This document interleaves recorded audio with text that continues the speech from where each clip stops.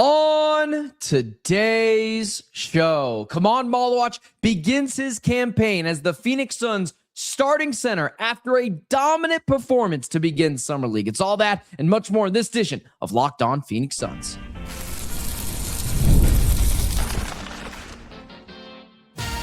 You are Locked On Suns, your daily Phoenix Suns podcast, part of the Locked On Podcast Network, your team every day.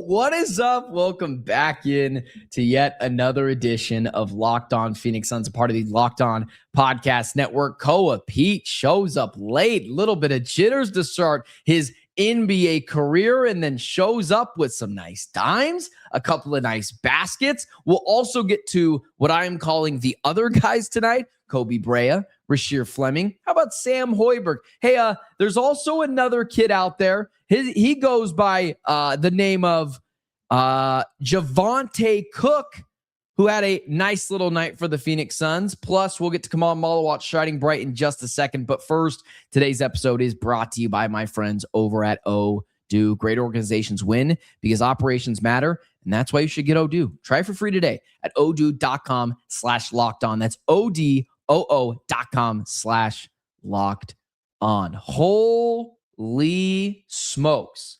Was that a banger to start the Phoenix Suns Summer League campaign? How could you not get ecstatic about that?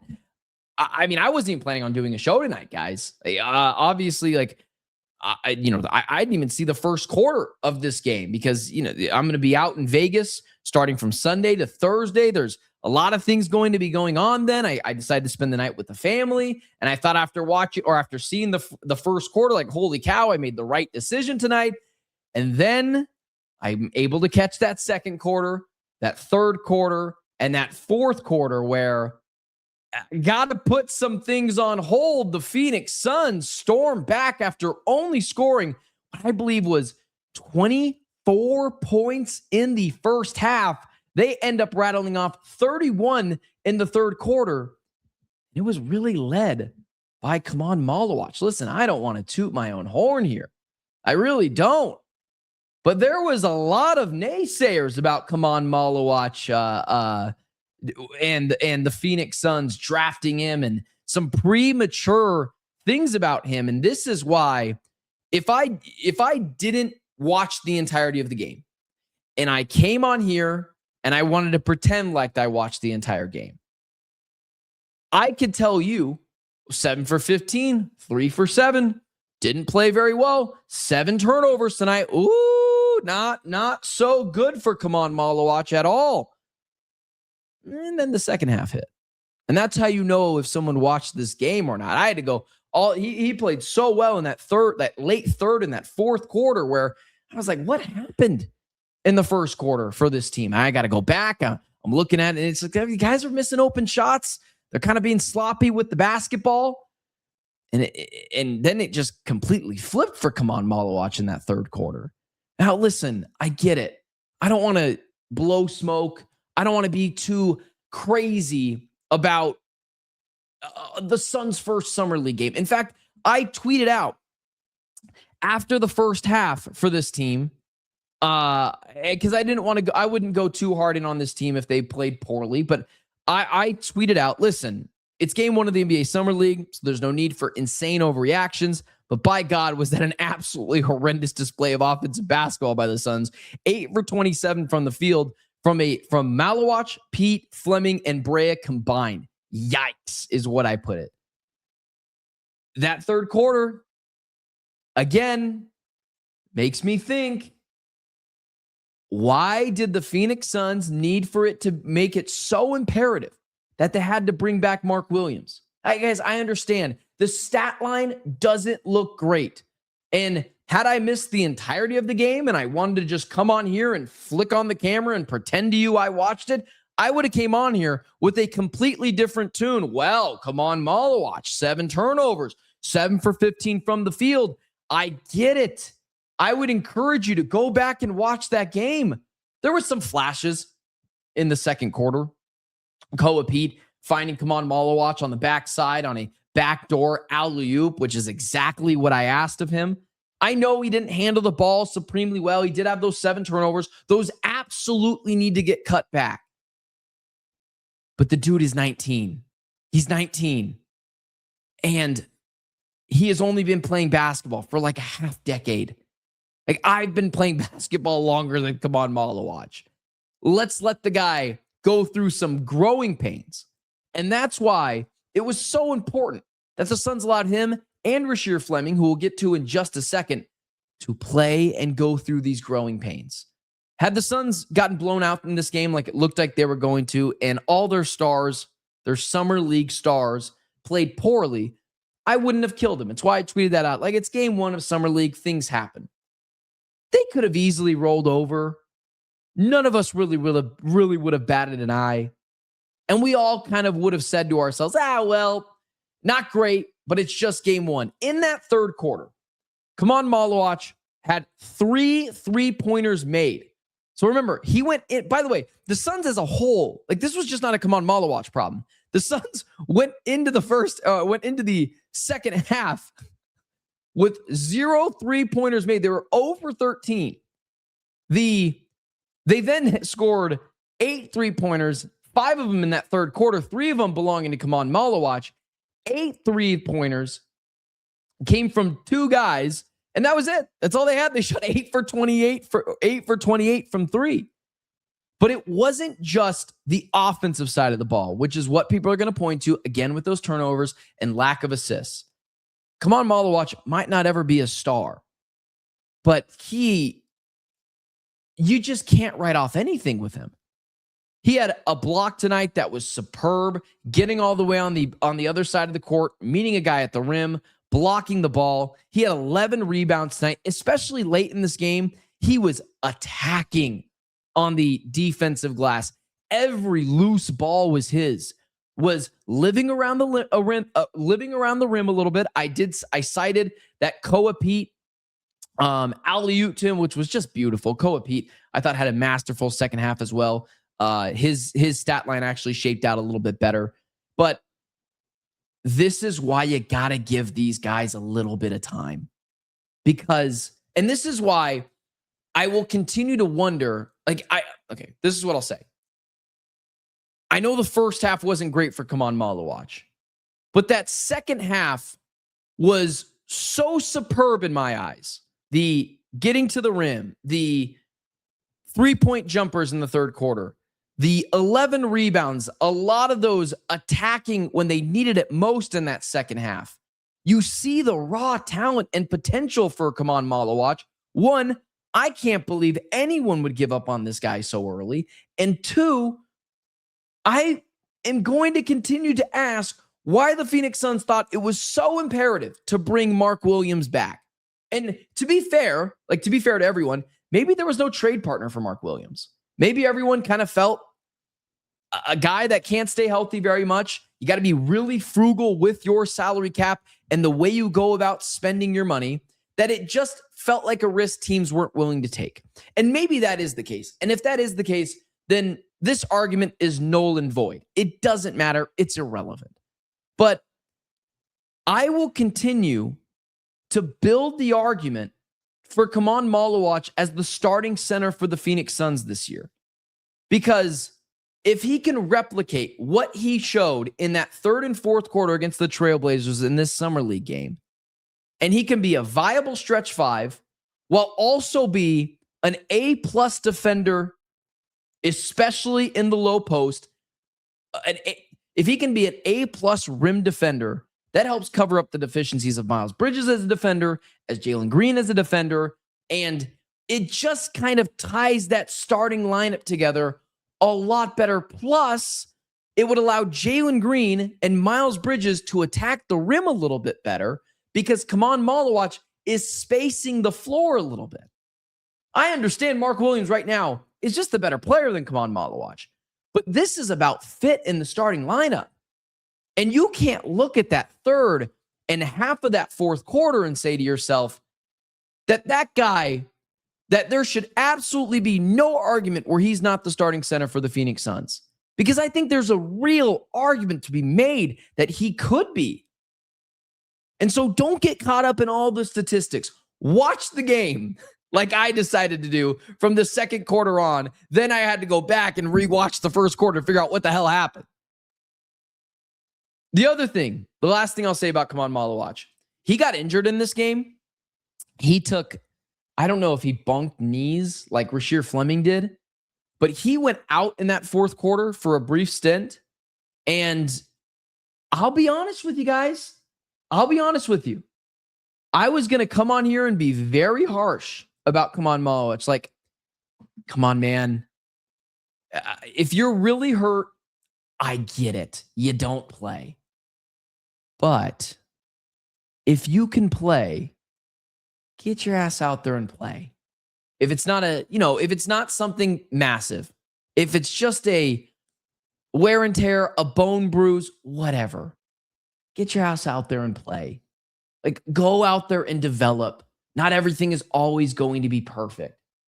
And I was going to come on here and say, well, my one big negative for Khaman Maluach is he got hurt and he didn't get back out there. Like, he could have fought and done so.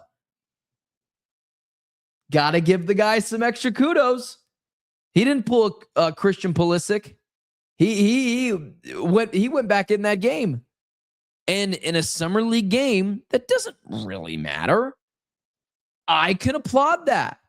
That's some toughness that I would have been the only person here who got upset about. But he displayed some true toughness.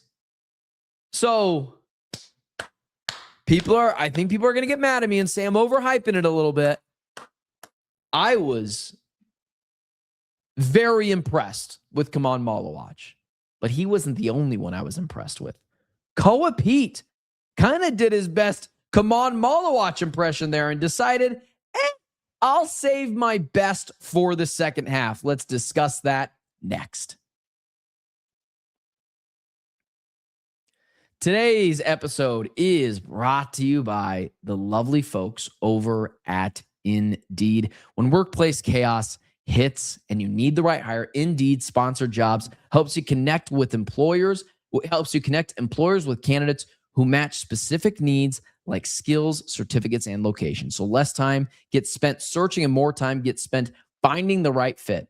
People are finding quality hires on Indeed right now. And the minute I've been talking to you, companies like yours have made 27 hires on Indeed, according to Indeed data worldwide. Usually, the biggest difference isn't someone doing more work. It's having somebody who knows exactly what needs to happen and helps everything run just a little bit smoother. Spend less time searching and more time actually interviewing candidates. Check all your boxes. Less stress, less time, more results. We need the right person to cut through the chaos. This is a job for Indeed sponsored jobs. And listeners of this show will get a $75 sponsored job credit to help get their job the premium status it deserves at Indeed.com/podcast. Just go to Indeed.com/podcast right now and support our show by saying you heard about Indeed on this podcast. Just Indeed.com/podcast. Terms and conditions apply. Need to hire. This is a job for Indeed sponsored jobs. Now let's get to who I believe is going to end up being the steal of the draft in the Phoenix Suns. Now, everyone's got biases, and I really think I do one of the better jobs in Phoenix of trying to stay as unbiased and giving you guys the most I want to be a voice Suns fans can trust. That is my motto, where I'll take the arrows if you guys get upset with me. I would rather be right than try to lead you astray into copium and in hopium, and that will also piss you off later on. I've always believed in both Khaman Maluach and also Koa Peat. That's a guy who I didn't even have in my top 3 players the Suns should draft in the show I did pre-draft show, because I just didn't expect everyone else to be this stupid. I didn't think he'd fall. Like, I'm all about realism and giving you guys, again, the most honest perspective. And when Koa, and I had said on a show like weeks ago, like, there's this idea that Koa Peat could fall. It'd be awesome if the Suns could get him, but I never bought into it. Koa Peat is going to be the steal of the NBA draft. And I don't care. I'm going to overreact. I don't care. It's July 10th. I'm going to overreact. And Koa Peat in tonight's game Very similar to his guy, Khaman Maluach. If you looked at the box score to start this game, he was like 2 for 6 to start. And it was just a little wacky, along with everyone in the starting line. Like Khaman Maluach is going to get the big old highlighter Sharpie across his name because he had 7 turnovers. He also was a +6, which was a team high in the starting lineup. And he also played the most minutes. So outside of Corey Camper, who played 15 minutes tonight, Khaman Maluach had the highest plus-minus, which was +6. And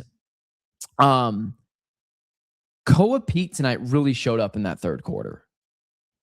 He used, I wanted to see it. So obviously I've seen Koa Peat in person because of the Suns press conference. And I got up really close to him, introduced myself because that's the polite thing to do. And I was just kind of getting a look-sees at him. Because he's listed at 6'8", 245. He is every bit of 6'8", 245. There is not a shred of fat on that man. So he is just a brick wall that moves people. And tonight, in that second half, that is exactly what he was tonight. I would encourage you when you are evaluating Koa Peat's play, it is imperative that you look at it through the lens of not the player, but where they were drafted. Koa Peat is going to get more harshly scrutinized by Phoenix Suns media and fans because of the name, Koa Peat, and plus of the brand he's built in Phoenix. But you have to remember, he was 1 pick away from being a second rounder. He's the last pick in the first round. That's the way you need to evaluate him. So when I evaluate him tonight, and let's be honest, gush, and get a little gushy and excited about him as a player. When I do that, understand I'm evaluating him as the 30th overall pick. And here's the one bad thing from Khaman Maluach tonight, since we started off with the bad here's the one bad thing from Koa Peat, since we started off with the bad with Khaman Maluach tonight with the turnovers. They were very clearly daring Koa Peat to shoot the basketball. They were sagged off him for a good 3.5 feet. There was multiple instances, especially in that fourth quarter, where they said, hey man, shoot it. And Koa Peat never took the bait. He did not shoot a singular 3 tonight, which on its own is a little concerning because it's Summer League, man. Let it fly. And there was one instance where I said to myself, damn it, Koa, shoot the ball. Like, shoot it. Let's see it, dude. This is the time to make mistakes. Now, not in April, potentially, when they need you for a playoff run. So that's maybe one thing where I was like, Koa, don't be so hesitant. Shoot the damn ball. But circumstances changed that a little bit. And so I'm not going to get like uberly frustrated by it, because to Koa Peat's credit, he really attacked that painted, or I guess I should say, maybe not the painted area, but Koa Peat really attacked the Portland Trailblazers and got them on their heels a little bit in this game tonight. And that was pretty impressive from Koa, especially here. I believe it was in that third quarter. For some reason, it's not populating for me, the shot chart for Koa Peat. That probably makes sense because it's Summer League.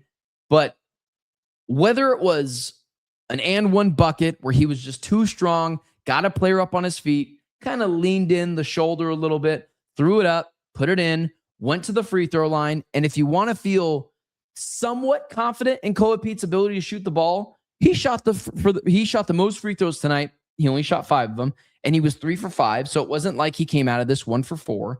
He attacked the basket. Defensively, he got called for a personal foul. By the way, he had 8 of them tonight, which I freaking love. Just be absolutely aggressive and relentless. You get 10 personal fouls in Summer League. Use all of them. I don't give a damn about what anything else looks like for Koa Peat. Be aggressive. Be ruthless. You saw Darren Peterson the other night. He had 9 fouls. Like, Use them, man. I don't care. But there was one foul call was it the fourth quarter? Oh, man, I believe it was the fourth quarter, where he met a player at the rim, basically, and he outjumped him, blocked the ball pretty much beautifully, and they called a blocking foul on him. And that felt like one of those calls where the ref was anticipating it because they've called so many fouls on him already. And that was Koa Peat's second to last foul in this game. So that was when he had 7. So despite some of the fouls, I thought Koa Peat was one of the Suns' more relentless defenders tonight. I don't think anyone in particular played outstanding defensively. I think everyone had their moments defensively tonight because there was that first half that you can't completely get rid of. I can't say everyone was just like outstanding, but it was mostly that second half where those guys really came alive. And Koa Peat, I wish he would have shot a couple of more from the mid-range. I know some of these will be considered mid-range jumpers, but maybe just take a foot out a little bit. Allow me to assess your jumper. But if the shot's there, you're going to take it. He moved guys around down low, and he had a couple of really nice passes. Koa Peat should have had probably 6 or 7 assists tonight. He ended up with 4. And that's because guys like Rasheer Fleming were just bricking threes. But he dribbled to the basket, had some, I guess I should say, he had some dribble penetration to the basket, would find guys open in the corner, and dudes just wouldn't pay it off. But if I'm grading Koa Peat's performance tonight, B+. B+. Especially, again, not for the name Koa Peat, but for the 30th overall pick in the draft. That's where my standard is. So, really rough first half from Koa. It's the dude's first summer league game. Look at Victor. He had a better first summer league game than Victor Wembanyama did. Or, I think it was Zion had a terrible one too. I give guys the benefit of the doubt in their first game, and Koa Peat rose to the occasion. Not to mention in that fourth quarter, he was calling for the basketball. That's the confidence I want to see. Love it. Koa Peat shined really well in this game, especially late. Let's get to the other guys. Sam Hoiberg, Koby Brea, Rasheer Fleming. We'll talk about all those guys next.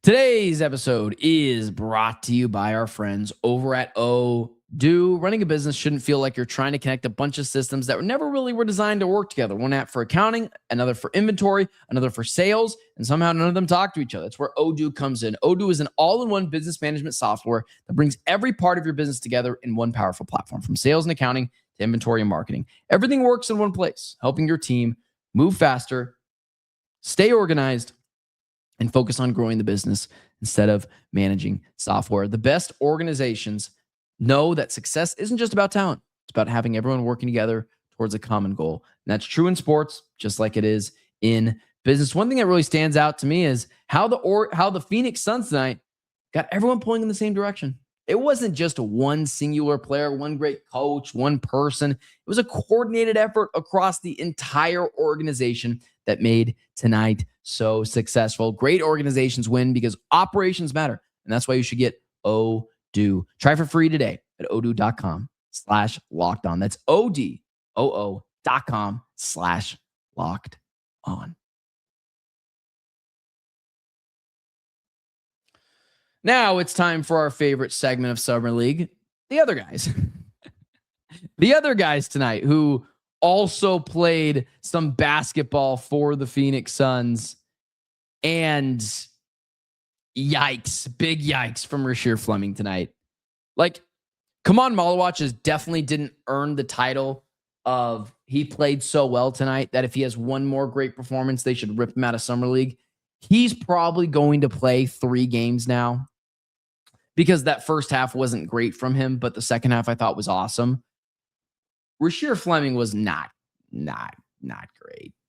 Not great tonight. He was -4. He only had 1 personal foul. He did have 10 rebounds, so he was active on the boards. But that guy's got to shoot the 3-point ball with more confidence. The shot doesn't look broken. He shot 40% at St. Joseph's in college. But if he wants to be a consistent contributor for the Phoenix Suns in their rotation next season and be a part of it for good and not like a Ryan Dunn, oh, there he is type of player, he's just got to be more consistent with the 3-point jumper. He has to be. It's a non-negotiable on this team. So it's early and it's the first summer league game. I'm not going to kill him. Khaman Maluach was not good for the first half of this game either. So it's fine. But Rasheer played a role tonight that he's going to play on this team. So it was a little bit more disheartening that it didn't look great. But I mentioned before, Koa Peat found him open in the corner and he just bricked a wide open 3. He's got to be more consistent. So I didn't love what I saw from tonight. He also had a late bad defensive collapse that cut this lead, I believe, to 1 in the fourth quarter. Ultimately, the Suns held on, but like that's why he's there. It's like, oh, if his 3-point shooting isn't going, he's going to be a lockdown defender. And right then and there, it didn't really show up for me. Koby Brea is another guy that I'm a little disappointed in because I really want to see Koby Brea and Koa Peat are going to get me all year, the Koa and the Koby. But Koby Brea, team worst -15, was really bad defensively. Was 1 for 7 from the field, gunned it from 3-point land. You have to appreciate the fact that he was confident in shooting it, but it just was not falling tonight. And when Koby Brea, this is the problem with Koby, is when his 3-point jumper is not falling, he's a really big liability for your team, which is why it's going to be hard for him to consistently get minutes in this Suns lineup that already features a lot of guards. He's either A, got to be a better defender, or B, has to be a really consistent 3-point shooter. Really consistent. So Koby Brea tonight, a little concerning. Again, first summer league game of the year. No one played particularly great all game. So again, there is that idea of like, sometimes poor play is just infectious. And Koby Brea tonight might have got infected by some poor play around him. He didn't necessarily shoot a lot of open jumpers. So you'd like to see that change a little bit for him. But he was even more disappointing than Rasheer Fleming tonight because I'll admit I'm a bit of a Koby stan. And I think that there is a role for him on this team. He's got to shoot the ball more effectively and be a little bit more consistent of a defender. Sam Hoiberg tonight, he was a +6. He only played 9 minutes, which I was kind of shocked by because he was a pretty good pickup for the Phoenix Suns off of the undrafted stuff. I once compared him to Ryan Nembhard Jr. and Jose Alvarado. He didn't play a lot tonight. 4 rebounds. So he was active around the rim, grabbing boards when he was in, which means he was this energy guy. And every time I saw him on the court, he was trying his ass off. Didn't get to see him shoot the ball at all.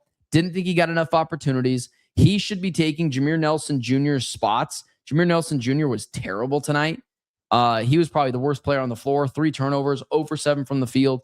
That should be Sam Hoiberg's minutes, to where I'd much prefer he had 19 minutes. I feel like he's a much more rhythm player. So not much to say on Sam Hoiberg. Not giving up on him. Think he's going to be a viable piece for the Suns in the distant future, and a viable piece. And when I say viable piece, just like a depth guy. Nothing crazy. Jameer Nelson Jr. was terrible tonight, though. And then, of course, Javonte Cook. Javonte Cook had 21 points tonight. And I'm going to be honest with you guys, I don't know a lot. Let's do a quick Google search on Javonte Cook college, because Javonte Cook he came out of, golly, what college? MHL?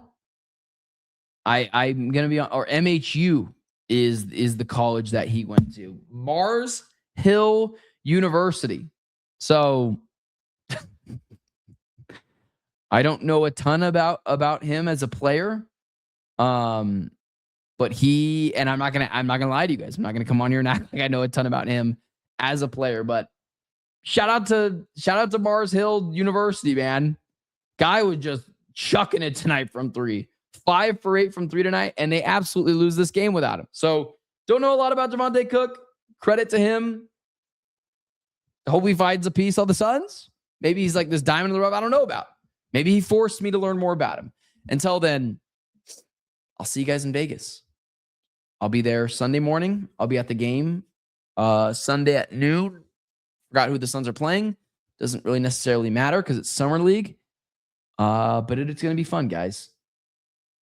I wish I could have been there tonight, but I couldn't justify being there Friday to Thursday. I do have a daughter, do have a kid. So didn't really logistically work out. But Sunday through Thursday, I'll be at the next Suns 3 Summer League games. Stay tapped in. Hit that like, hit that share, hit that subscribe button. Follow me on all social media platforms and get it on the action. At Ben Garcia Show, BenGarcia SHOW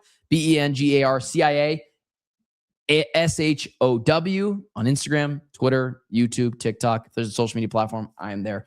Appreciate you guys tuning in. Go Suns. Let's see if they can win the Summer League championship. Why the hell not? See you guys Sunday.